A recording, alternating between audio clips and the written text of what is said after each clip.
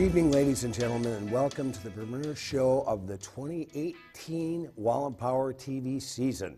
I'm your host, Paul Metzen. I'm delighted to have as my guest actor and musician Chris Mulkey, who grew up in the wilds of St. Paul, Minnesota. He's appeared in Captain Phillips, Patty Rocks, Against the Wall, Cloverfield, the NBC TV movie Knight Rider, and 24. He appeared on Boardwalk Empire, Friday Night Lights, Boomtown and Justified, was recently on Better Call Saul as well. He has acted since the mid-1970s, his first TV appearance on Beretta, and was also the notorious Hank Jennings on the original Twin Peaks. We're going to talk about his start in the entertainment biz, his music as well, and all of his current projects. Without any further ado, my good friend, Chris Mulkey. Chris, thanks for being here. Thanks, Paul. Thanks for having me. It's great to be here. We had a great show last night. I played at the Como Conservatory with my new bass player, Cody McKinney. How good was he? Ooh, baby, baby. And he lives right across the street from me in Northeast. What? And then, so Chris did a couple of tunes. I did. And we played a couple together. What a wonderful facility that place is. Oh, the Como Conservatory is amazing. And my new bass player, Paul Metza, played with me. Thank you. First time in 20 years, by the way. It was great. You were great. Well, I started out with Tony Perpich and the Perpetones up on the Iron Range, played bass. I have all their records. Yeah. So, but it was fun, man. That was a great, and of course, that great tune you wrote, Walking in London, dedicated and written for your lovely wife, Karen Landry, who passed away in 2015. Amen. Who I had the pleasure to get to know. Better actor than you. I absolutely, Paul. Absolutely. Smarter, better, you know. It's better looking, too. Yeah. Oh, man. I got Joy Pantoliano, you know, character actor, who's a wonderful friend of ours. He texted me yesterday and he said, Mulkey, he lives in Jersey. Mulkey, I saw Karen on that double episode of MASH from 1980. She's so beautiful. God, I loved you guys. You know? Now, what did he play in? Well, I mean, he was in Matrix, you know. Okay. He's the bald guy in Matrix. And, you know, I mean, he's done tons and tons of stuff. But was he in The Sopranos? Yeah. Right. Joy Pants was in Sopranos too. He's a wonderful actor. He's a longtime friend of mine, and ours. I met him with all these my cadre of like the New York Italian actors guys. That's through Karen, my wife Karen Landry. She was a member of the Met Theater, and so I met Joy Pantoliano, Bobby Costanza, all these guys. So it's, you know. Well, you told me a great story. You it was true too. Yeah. Tell us about the character you played in Boardwalk Empire. Oh, yeah. Well, Frank. Yeah, Frank Hague was the judge, right? Frank Hague was the mayor. Okay, the mayor. Frank Hague was the mayor of Jersey City, and so Frank. Which story? Because there was a couple. The one was it in Las Vegas where you met some of the... Oh, those guys. Oh yeah. So those guys. Yeah. Those guys. Those guys. So those guys are real. Okay. Yeah. So it's not just a movie thing. Okay? Right. Which will lead us to the Gotti thing, of right. course. But anyhow, so. I'm doing Frank Hague in Boardwalk Empire. Frank Hague was the guy who facilitated the mafia in Jersey, where he was also the duly elected mayor of Jersey City for like 12 years. Right. Even though he didn't live there, he had an apartment in New York City. Right. He did all his business in the city. But and apparently, and I look just like him, which is crazy. And while I was doing the series, they invited me to the Atlantic City Film Festival, so I went out there, and my friend Jeff Quinlan, who's a businessman in Hoboken. Frank Sinatra's hometown. Yeah, so he said, so we went out, we went to Atlantic City, and he said to the film festival, because I had a film in there, and he says, hey, we're going to the Emperor's Room tonight, because the meatball guy from Providence, Rhode Island is in town. I said, the meatball guy? He says, yeah, he's the meatball guy. I said, the meatball guy? He says, no, Chris, he's the meatball guy. He's that guy. Everybody's going to be there. I said, everybody? He says, yeah, everybody. I went, okay.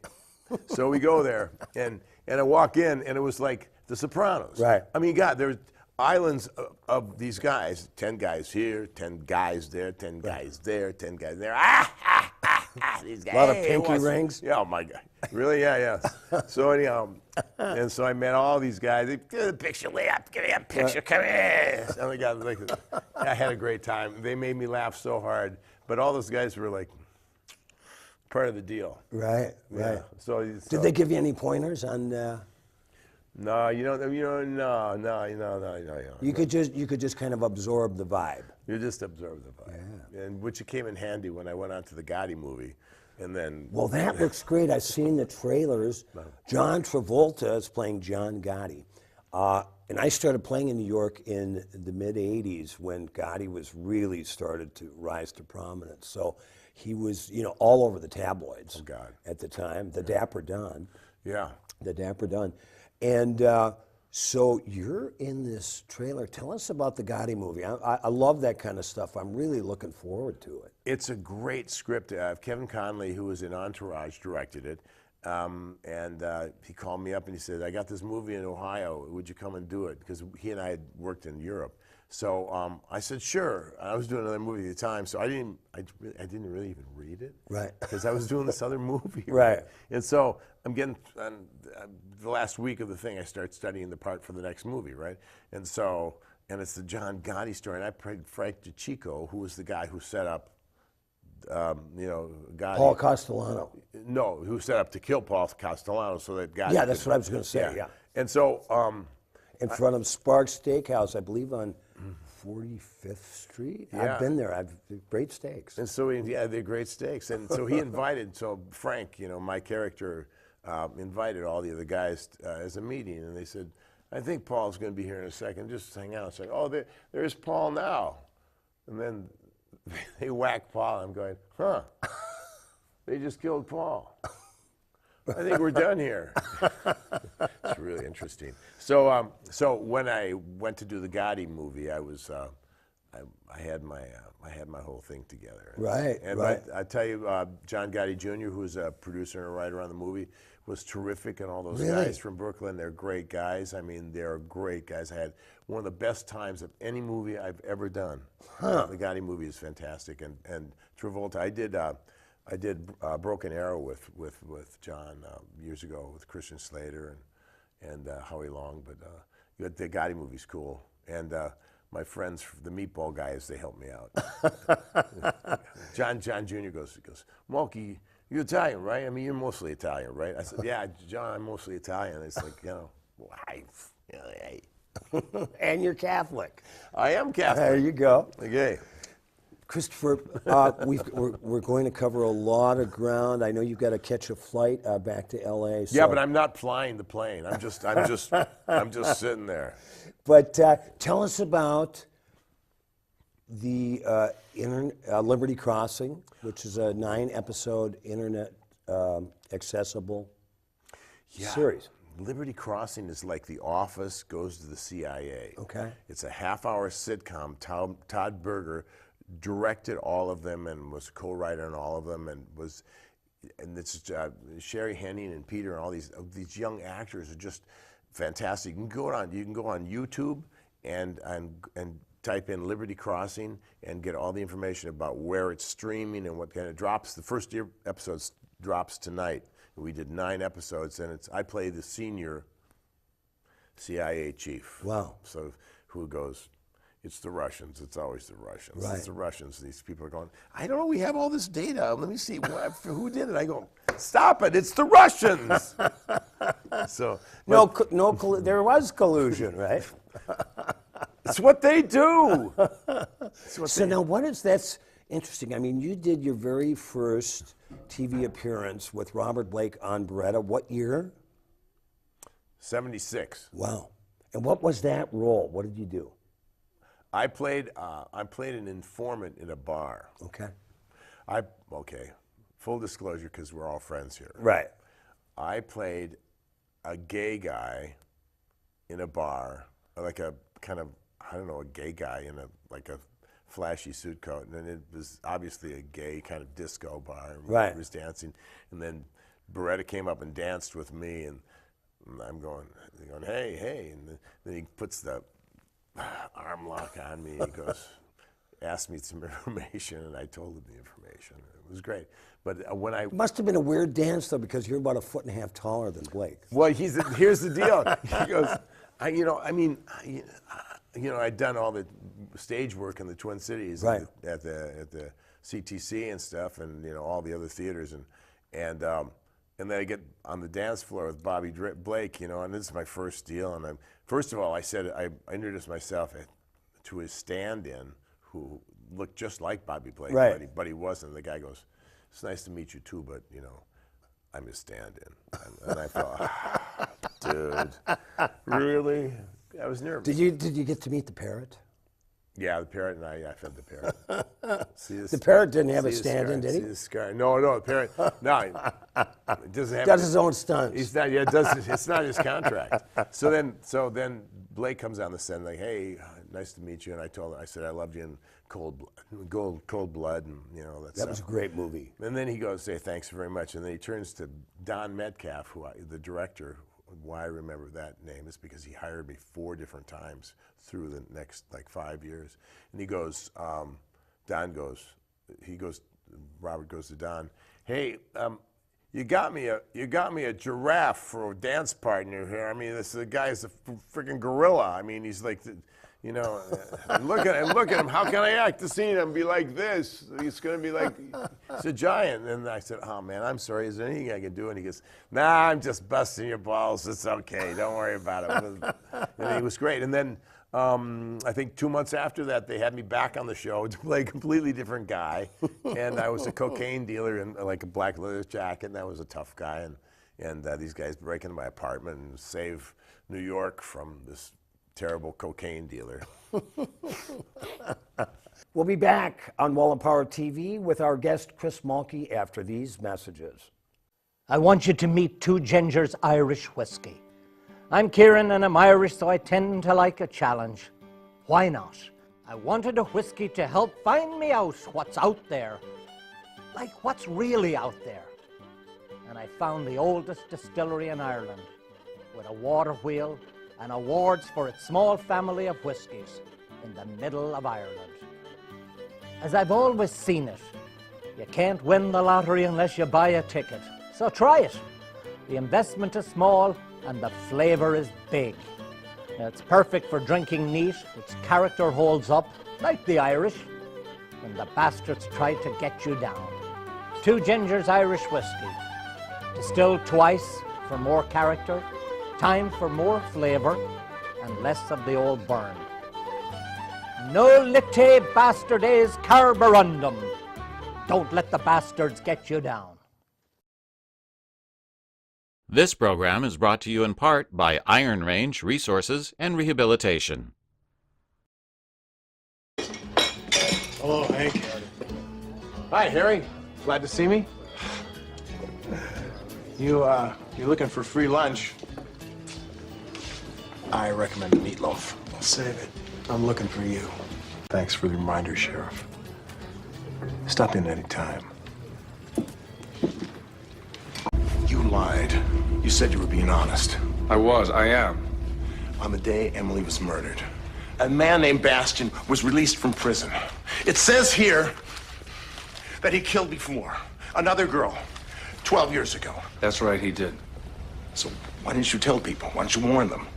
Prisoners are released on parole every day. It's not our job. No, this is different. This is a murder. They set a murderer free and nobody knew about it. Where you been, Ed? Well, I think you know where I've been. I figured you must have moved on to the business. Yeah, right. Working for the government. 3 cents a day. Making little rocks out of big rocks. We're on the move. I still need to talk to your prisoner. I cut him loose. You did what? Methman said he wasn't a member of the gang. He'd know. Now we got a location on Body and Clyde and those other 2. Methman's gonna take us right to him. You in or not? You think you can make that fly? If someone came to me with this offer, I'd sure as hell take it. I wish I'd called you sooner. The way they're making noise, if I don't get this thing wrapped up by the end of the quarter, pretty sure the tax boys could take me apart. And that's 2 weeks from now. For the next 7 days, you'll be focused on one thing: keeping America safe. Hand the whole thing over to CIA and let them do the work. We can take the day off. Were you planning to take the day on? There's a terrorist plot, so we need Carly, there's always going to be a terrorist plot. If there wasn't, we wouldn't have a national counterterrorism center.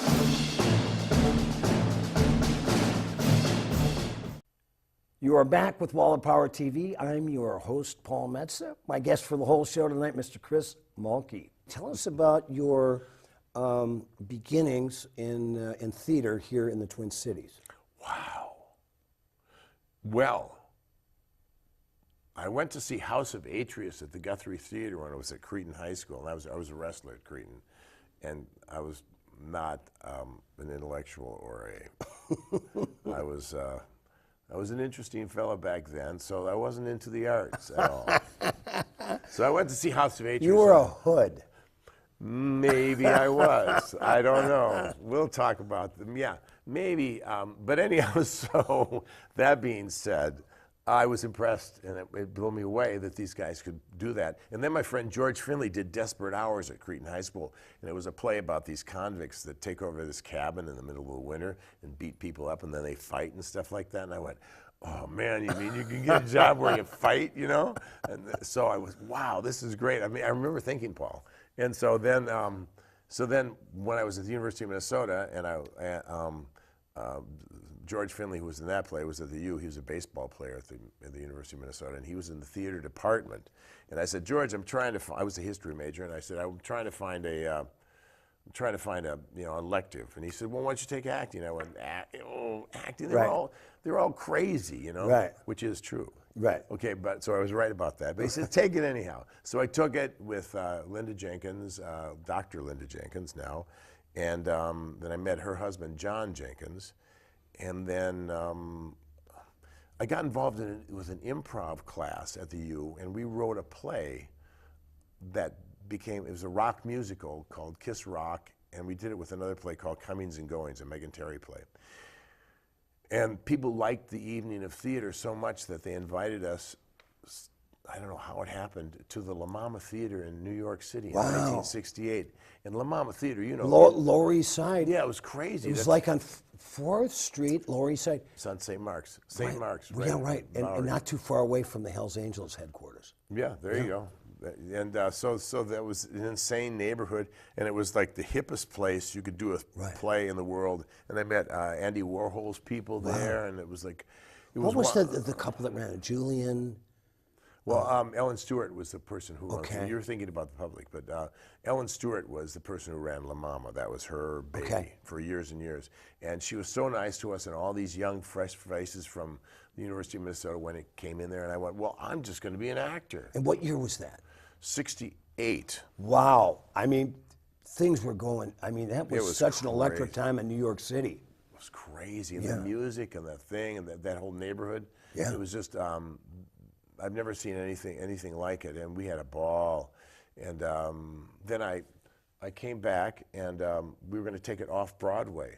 And I went out there, and we did a backers thing at the Village Gate, and then I went to Boston University with my friend Lloyd and the rest of the actors, and we rehearsed it in Boston.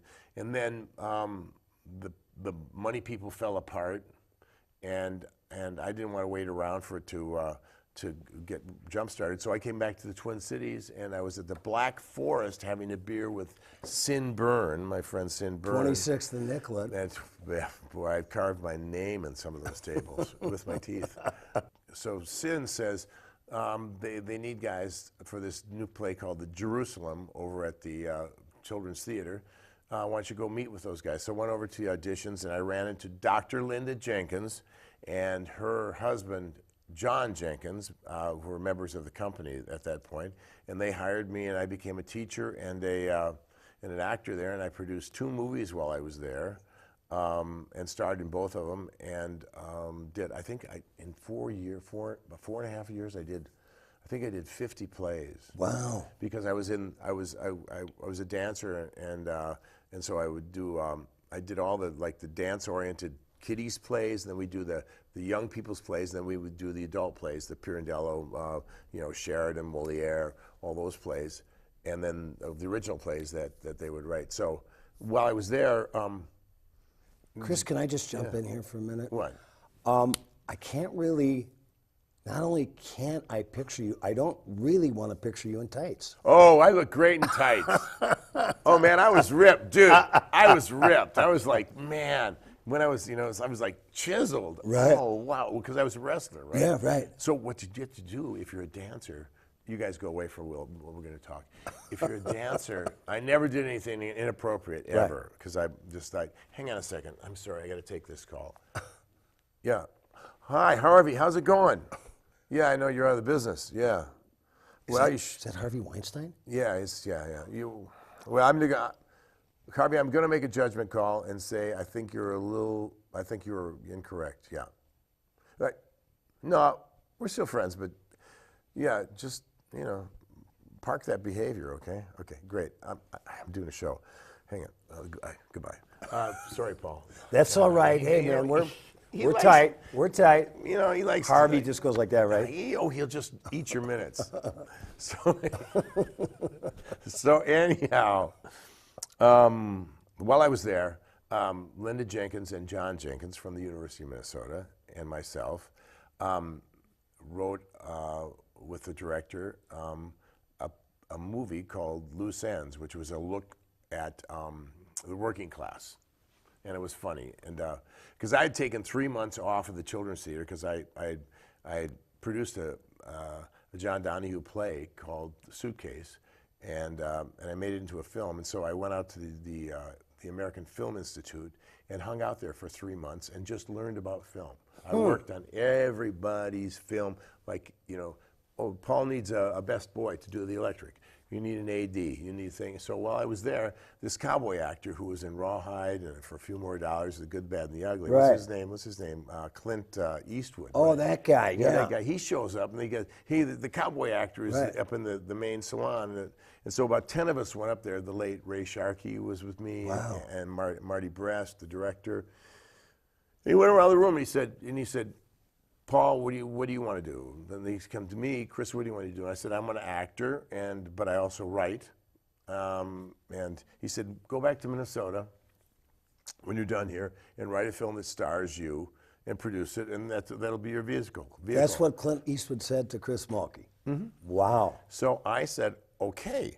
So I went back and I got together with John Jenkins and Linda Jenkins and the director, and we wrote, we sat down and we wrote this movie called Loose Ends, and that movie won the grand prize at the USA Film Festival. Wow! Which was basically Sundance at the time. Right.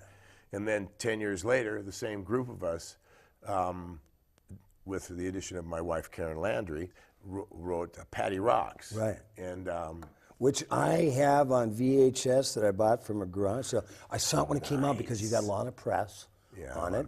I believe our mutual friend, another guy, may he rest in peace, Doug Maynard, did some of the music on it. Yes. One of the greatest white blues singers ever.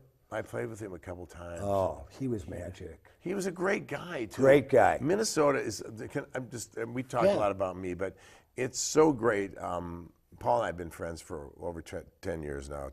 We're approaching our second decade. We met when we were 5 years old. But it's so great to come in town and go see you and play with you and all the musicians that you know. And then we did our mini tour this year. Right, that's right. That's great. And it's a great honor and a great asset. And like I was walking to Shaw's the other night, before I jumped up with you in the sunny, and I walked in and I went, wow, this is like, to go over there and Mike Shaw's bar is like the quintessential cool bar. Right. 16th and University Northeast, if you need to know. Right over there. And boy, I could have some wings and some beer. Is it too early? No, I don't think so. But I thank you for that. It's great to have that, have that going on. So stay tuned to Wall of Power TV. We'll be back with our guest Chris Mulkey after these messages. There's always something going on at Grumpy's. For happy hour on Monday, it's half-price beer and wine. Killer prices on local taps all day Saturday and bottles of wine at half price every Sunday. At night, the turntables at Grumpy's stay busy with the Minnesota Music Listening Party on Monday and Vino Vinyl on Thursday night. Trailer Park Trivia packs the house on Wednesday night at 8 p.m. And don't miss T-Bone Bingo on Sunday nights. They have it all. Every night of the week, it's Grumpy's Northeast. This program is brought to you in part by Iron Range Resources and Rehabilitation. Let's talk a little bit about how we met, because this is really kind of on us. 2005, you were filming in my hometown of Virginia, Minnesota, the Queen City of the Iron Range, and the movie was called North Country. And so I thought, geez, I'd love to get some of my songs onto the soundtrack. So somebody said, well, you got to meet Chris Mulkey. And I go, Mulkey, Patty Rocks, right? That guy. Yeah, somehow in some of my past isn't as clear as possibly it could be. Right. And but so when you called me, I felt we knew each other. Yeah, the movie was about the first female miners that started working at Mintac outside of Mountain Iron, Minnesota. The whole story was about the harassment that was going on in the mines. I mean, the Me Too movement 40 years earlier, right? Who wrote, directed, and who else was in that movie? Well, Nicky Caro was was a filmmaker from New Zealand. Wrote and directed it, and it was called North Country. And Charlize Theron got an Academy Award nomination for it. Woody Harrelson was fantastic in it. Sissy Spacek was in it. Jeremy Renner was in it. And he played my partner. We were the bad guy, really bad guys. Right. It was just a great cast. It was a terrific movie. My sister-in-law, Susie McPherson, actually was a paralegal on the original suit. Wow. And worked on that sexual harassment case, which Right. was the first sexual harassment case in America. Wow. You know, Tell us about you and Woody bartending at Flamers. John called me, Flamer, and he wanted Gary called me. Yeah, and Gary called me and said, "Would you be a celebrity bartender at Flamers tonight?" And I said, "Sure." And so I went over there, and Woody said, I ran into Woody on the set, and he said, "I'm the bartender at Flamers tonight." I said, "Me too." Woody and I didn't give change. We would just go like that. That's Thank you very much. Yeah, thank you. And then I was, so it's kind of like that. A heavy right hand. Right. Hand. So how long have you lived here? Really? Okay, great. Well, I love it here. Oh, sorry.